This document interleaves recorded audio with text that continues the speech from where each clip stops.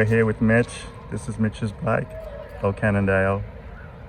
Looks like it's an M2000. You built it up yourself? Yeah. Sick. I mainly got this bike to be a bikepacking bike. Yeah. So that's why I got a nice DRXT derailleur on there. Sick.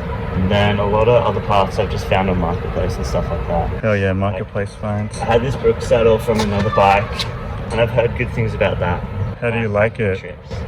It's pretty comfortable. I went on a bikepacking trip not too long ago, and the tension was like way too high. Oh, okay. So I just had to loosen it off. How'd you loosen it? You can adjust it. There's like a screw in there. Oh, I didn't even know that. I've never like really ridden one. Yeah, it's pretty comfortable. I like it. Lots of people swear by it though. Yeah. And then I got these full mooses recently from Nitto. Oh, sick. I think they're pretty good. They're chromo, so they're pretty heavy, but you know, they look nice. Yeah, they look rad. They're pretty comfortable for long rides. Sick. And you got the little front rack up Little front rack from AliExpress. Did you have to make the this bit yourself? No, it came with that. Oh, it came with it? Oh, yeah, looks, which is pretty cool. Looks legit, yeah. And I think it looks nice that it connects to the front. Yeah, yeah. Keep it clean. Yeah. And you got what, Pana Racer, Gravel Kings on there? Yeah, Gravel Kings. I think they're pretty cool. Yeah, they feel good. I had a quick ride of Mitch's bike and it's pretty sick. It's got like super light and got 32 spoke front and rear. Got some canties, got some salmon pads, upgrades. Yeah, and I also got this pretty nice S-Works crank. Oh yeah, that's sick. Yeah. I have the same ones on another bike. Yeah, with the engraved, and they're made in Japan. What length did you get? 170? Yeah, sick. I think so. I actually traded. This guy in Tassie had these, and then I had some XTR cantilever brakes, and then he was like, "Oh, do you want to swap?" Yeah. Sick. Hell yeah. So, and then the SE pedals. I just want to check something because on mine, I think mine go yin slightly, but I think yours are good. Mine like go yin slightly because I think they're like bent or they just got rode too hard, but they're like super light. Yeah. So that's basically the build, and then sick. I made this a bit fatter so I can fit my Nalgene. Oh shit, I need to do one of those too. Yeah, so that's just aluminum, I guess. Yeah, that's just a random. You can just bend it out. Little. That's good because when you bend these ones out, they get like all funky. Yeah, I tried to bend that one. It's a bit hard. So yeah, that's cool. And then got a little Blue Lux sticker on the back. It's like I'm breaking some of your rules though. I don't have any drink bottles in there. No, it's all right. You just get thirsty today. That's all. Yeah. It's all right. Luckily in Australia, there's a lot of public bubblers, what we call water fountains. So yeah, super sick. And then this is my bike. It's not much has changed. Basically the same. Just chucked a few stickers on. So yeah, that's it. So yeah, we're just gonna go for a ride and then see how it goes. Yeah. All right, today we're gonna go for a ride. Basically through a city, and we're gonna check out the Westgate pump track as well as the RF Julia Reserve pump track. The Westgate's kind of more like a dirt jump place, so I saw a few clips on it online and I was keen to check it out because it looks like there's some dirt there that's being built up. And today we have a special guest. We have Mitchell, aka Shelley's World.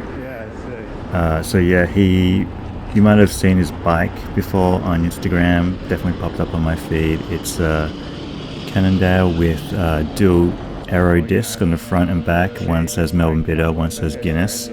And yeah, just kind of it was pretty interesting, and I started chatting to him a little bit, just vibe, and then he was like, do you want to go for a ride? So yeah, I'm normally trying to film some of these ride talks here and there, so yeah, he was kind enough to join us today, and yeah, shout out Mitchell. Here we're just riding through towards the city now. We're going to cut straight. I know someone before said like, why did I cut all these different lanes to go to Docklands? So I did answer saying I usually like to switch it up, but today we'll take a straight route there just to show you guys. But yeah, usually I freestyle it, just kind of like this voiceover. I think that's one of the cool things about a bike. You can kind of just like, I want to go down there, and then you just go down there, or if you want to pull over and look at something, you can look at something. Yeah, I guess that's I think for me, yeah, I don't like being locked in to any like route or anything. But yeah, luckily on bikes you kind of just do whatever. So yeah, it was cool to chat to Mitchell because one, he's like into the same kind of stuff, and also he's I guess he's starting to post online a little bit, so can kind of, yeah, we kind of talked about that, and yeah, it was quite interesting. I think this whole kind of, I think it's just, yeah, this whole new generation or just this era that we live in is posting on socials is kind of pretty normal now. But I think there's always, some people like it, some people don't. And then there's usually a lot of questions about like, what should I be posting or what shouldn't I be posting, a lot of kind of people make their own kind of criteria of what's right and what's wrong. And I know there's a crowd out there that is absolutely against social media, like everything, they don't post, they don't do it, they only watch YouTube or whatever. And yeah, there's nothing wrong with that. But yeah, this is just, this is what I'm going to be talking about, and because yeah, it just relates to me. And yeah, I kind of quickly look back, and it's funny, I've made over 1,200 Instagram posts, so 1,200, and then over 500 YouTube videos. And yeah, it's kind of it's kind of hilarious to look at. I wouldn't think I'd ever do that much online, but yeah, here we are. And yeah, it kind of leads me to one of the questions that I get asked the most, or pretty common when people, when you talk to people, and because I'm on social media and I'm on YouTube, people ask like, oh, should I post videos, should I start a YouTube? So I guess just to get it out of just to strike it out of the bag, first up, if you're trying to do YouTube to get rich, then I definitely don't recommend it. I feel like that's kind of the wrong reason, and yeah, it's probably very, very rare that you'll be able to do that. If you're doing it to have it as kind of like passive income, where you kind of do the work up front and then it makes you money after, again, I wouldn't recommend it. Basically anything like if money is like your goal, I'd probably do something else. It'd probably be way easier just to like invest or do something else that actually makes money. Okay, so that's kind of like the first thing. I feel like that's the number one thing people want to do is just get rich quick. So you're better off trading or something. So next one is, I guess a lot of people do it because they want to get famous, or they want to get fame, or be popular, or be an influencer, or whatever. Yeah, I also think that's not a good reason, because most people don't think about the next step, which is what they're famous for. So you might have seen those accounts, those ones where they prank people, but then you just like watch it and you're like, this guy's like complete idiot or whatever. And then they're famous for being an idiot, so it basically can go both ways. You never know how it's going to go, so yeah, I think that's kind of like a dumb excuse as well. So if you're not doing it for fame, you're not doing it for money, I think the real question comes down to, and I tell people this all the time, is do you have something that you're so into or you're super passionate about that you kind of you just want to share it with the world, and you're just so into it and you think it's so good that you kind of want to share it with people. It's kind of like just back in the day before social media, for the people that remember, it's like if you do a cool project or you make something cool or you find something new, you'd be like, hey, like ring up your friend or whatever and be like, hey, check this out, this really cool thing exists, and then they can kind of enjoy that or experience that cool thing as well. And I think that's kind of probably the most important thing that you need to have. You need to have something that you're just like super psyched and obsessed with. And because we're talking about YouTube, or we can also say social media, you need to also love editing videos and putting videos together. because yeah, at the end of the day, that's just the format. And if you do a lot of videos and you don't enjoy the actual process of putting like visually putting something together in the video format, then I feel like you would kind of be over it real quick. So there's two more things that I think that YouTube's really good for. Is one, the first one I'd say is kind of like learning about yourself and your process and how you do things, because the more you do it, the more you upload, and the more you see kind of your own videos and go back and take a look at them, it's almost like a time capsule, and you can kind of see how you're developing or how you want to develop, how you want to improve. And not saying you always have to improve, but it's also a good kind of a time log for yourself. It's just to see your things that you've kind of overcome yourself. Sometimes it's easier to look back when you have a log and you can say, I want to do more of that, I want to do less of that. Even if you're not improving, you can kind of just steer kind of your ship on the things that you actually do want to do. And then the last thing I'd say is basically connecting with other people like yourself. So people that are into the same hobby or the same interests. For me, I definitely, I'm super stoked that I'm able to connect with so many people that like to build bikes, and just like super crazy about bikes, and we can like nerd out and everything, and it's super fulfilling. And I also learn stuff of other people that post videos online. That's actually how I learned a lot of stuff I did. I actually learned it all off YouTube. And when I started making YouTube videos, doing the how-tos and everything, I was like, there isn't a how-to on this, I may as well just make one and make it easier for people, or kind of just share what I knew or could do in like an easy format, and maybe other people are psyched to do it too.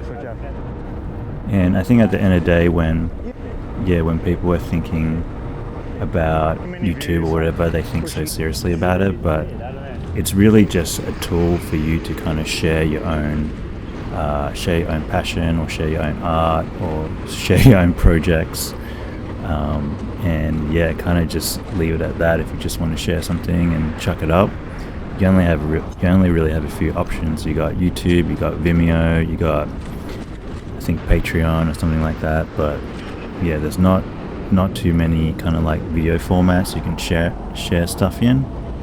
And if you do want to do it, I'd say definitely take a stab and have a go at it, see how it goes. You never know if people will need it, or they'll kind of vibe with you.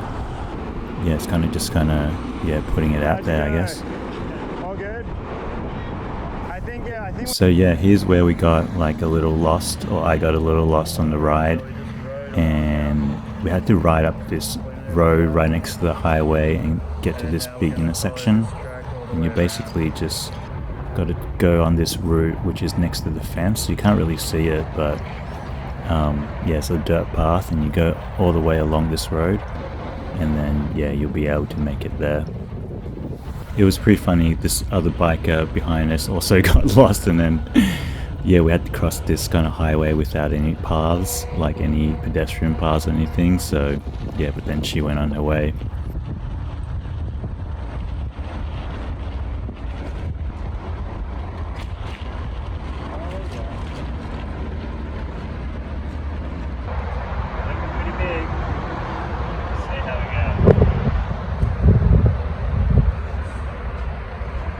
Well, this is the spot. Seems like a big one right there. And a little jump here.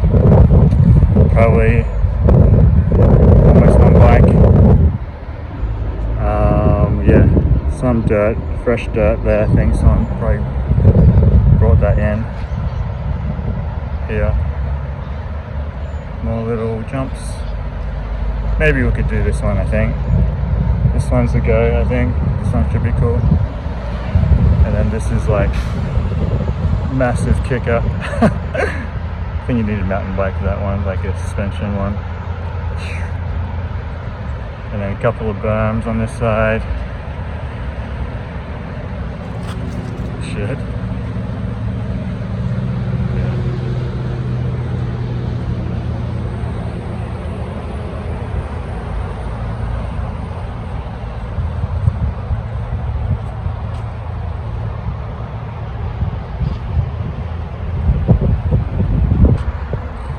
What do you think?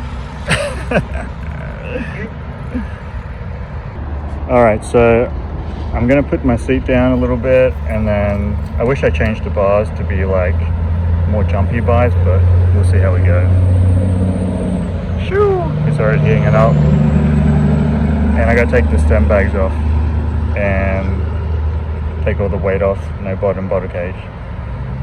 So yeah, by this point I think we were both pretty happy to make the jumps, because it was just like a little bit of ride and yeah, a little bit gassed. Shout out Queb, I use this tool. And then yeah, we're gonna give it a rip. Pretty big one.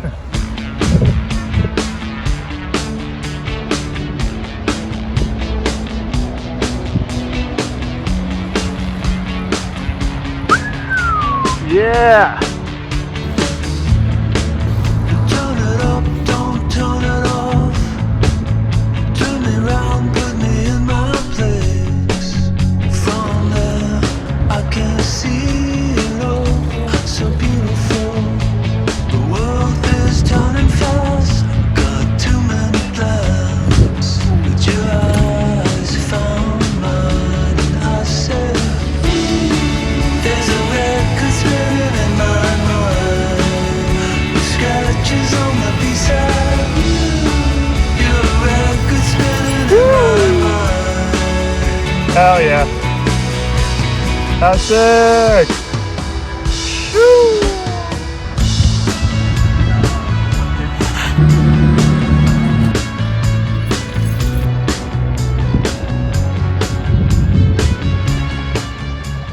So yeah, the jumps were actually quite sick. There was a few that that you could kind of just hit without doing anything with them, and they're like low enough where, or small enough where we can hit them. And then here we're just going to the next one. You just go back towards the city but turn to the right, and you can see Mitch is still looking for water here. You can see it was broken, and this is Mitch just thirsty. Here we're riding along the path. It's quite a nice path actually, and then there's another spot with a bubbler.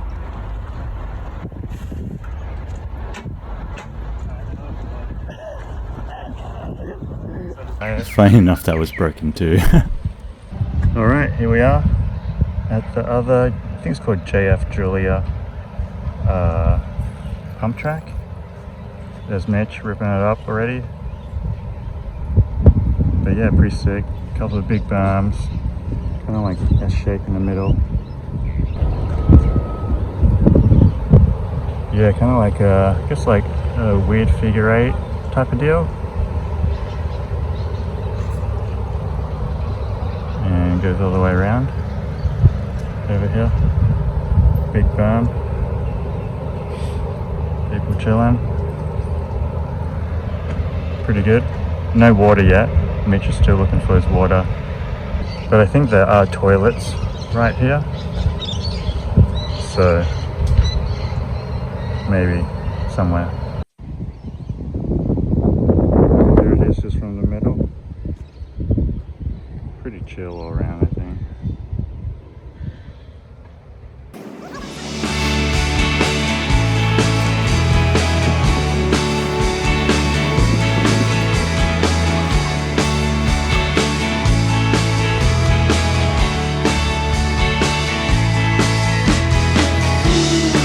There's a record spinning in my mind, with scratches on the B-side. You're a record spinning in my mind.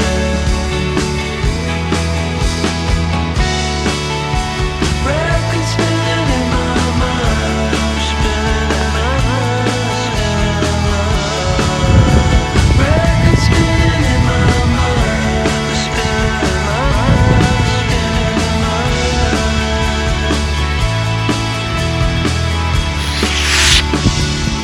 Alright, yeah, that pump track was pretty sick. I find it better than the one under near the Veloway. So yeah, definitely recommend checking out. Big shout out to Mitchell for hanging out. It was a super fun day. Give his gram a follow if you're on the gram. He's building up a GT, so I've been keeping an eye on that. Should be sick. And yeah, hope you liked the video. Let me know what you think. As always, thanks for watching, and I'll catch you in the next one. Peace!